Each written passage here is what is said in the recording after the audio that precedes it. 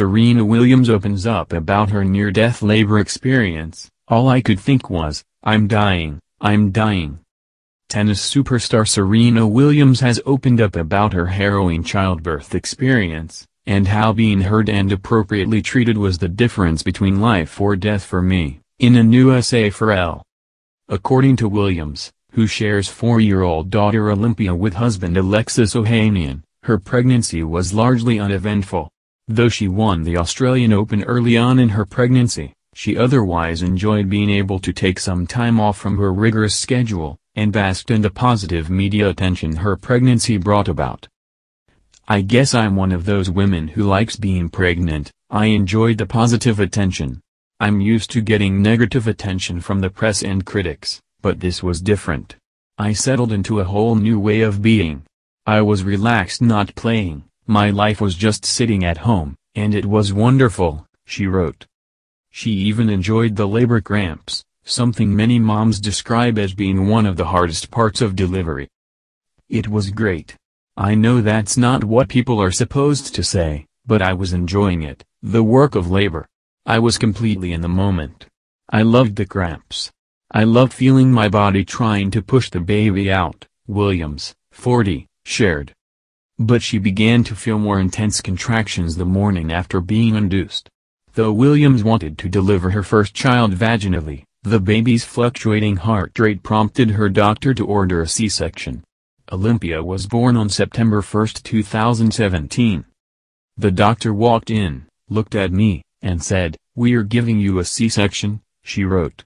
She made it clear that there wasn't time for an epidural or more pushing. I loved her confidence. Had she given me the choice between more pushing or surgery, I would have been ruined. After surgery, Williams asked a nurse when she would start her heparin drip, a blood thinner used to prevent blood clots. The tennis star is at high risk for blood clots and has previously had life-threatening clots in her lungs. The nurse told Williams she wasn't sure if that was needed, but Williams knew her body and continued to insist upon the drip as she lay in immense pain. No one was really listening to what I was saying. I felt it was important and kept pressing. All the while, I was in excruciating pain. I couldn't move at all, not my legs, not my back, nothing, she said.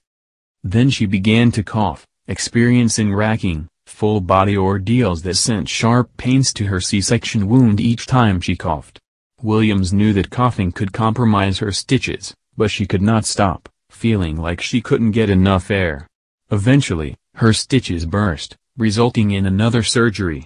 This, unfortunately, would be the beginning of a series of post-delivery complications for the athlete. Little did I realize that this would be the first of many surgeries. I wasn't coughing for nothing, I was coughing because I had an embolism, a clot in one of my arteries, she shared in her essay. The doctors would also discover a hematoma, a collection of blood outside the blood vessels, in my abdomen, then even more clots that had to be kept from traveling to my lungs. Following her second surgery, Williams felt like she might actually die. When I woke up from that surgery, in the hospital room with my parents and my in-laws, I felt like I was dying. They were trying to talk to me, and all I could think was, I'm dying, I'm dying. Oh my God. I really thought I would faint, she said. Despite her current state, Williams still mustered up the strength to advocate for herself yet again. I spoke to the nurse. I told her, I need to have a CAT scan of my lungs bilaterally, and then I need to be on my heparin drip, she said. The nurse dismissed her concerns as crazy talk, but Williams refused to let it go, a decision that likely saved her life. Finally, the nurse called my doctor, and she listened to me and insisted we check. I fought hard, and I ended up getting the CAT scan. I'm so grateful to her. Lo and behold, I had a blood clot in my lungs, and they needed to insert a filter into my veins to break up the clot before it reached my heart, said Williams. While she ultimately did get her CAT scan and the clot was stopped before it could reach her heart, Williams knows she should not have had to fight to have her concerns addressed. Her experience has also been held up as an example that even some biggest names in the world can't escape the harrowing realities of implicit biases in the medical field. Black women are almost 3 times more likely to die after childbirth than white women, and many of these deaths are believed to be preventable. I know those statistics would be different if the medical establishment listened to every black woman's experience, wrote Williams.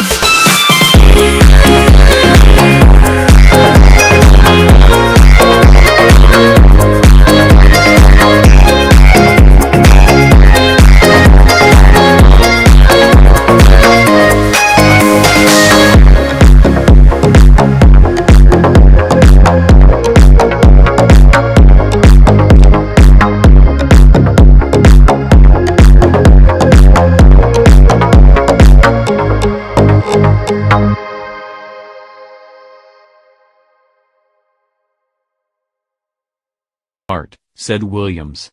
While she ultimately did get her CAT scan and the clot was stopped before it could reach her heart, Williams knows she should not have had to fight to have her concerns addressed. Her experience has also been held up as an example that even some biggest names in the world can't escape the harrowing realities of implicit biases in the medical field.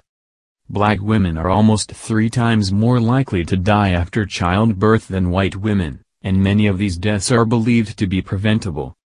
I know those statistics would be different if the medical establishment listened to every black woman's experience, wrote Williams.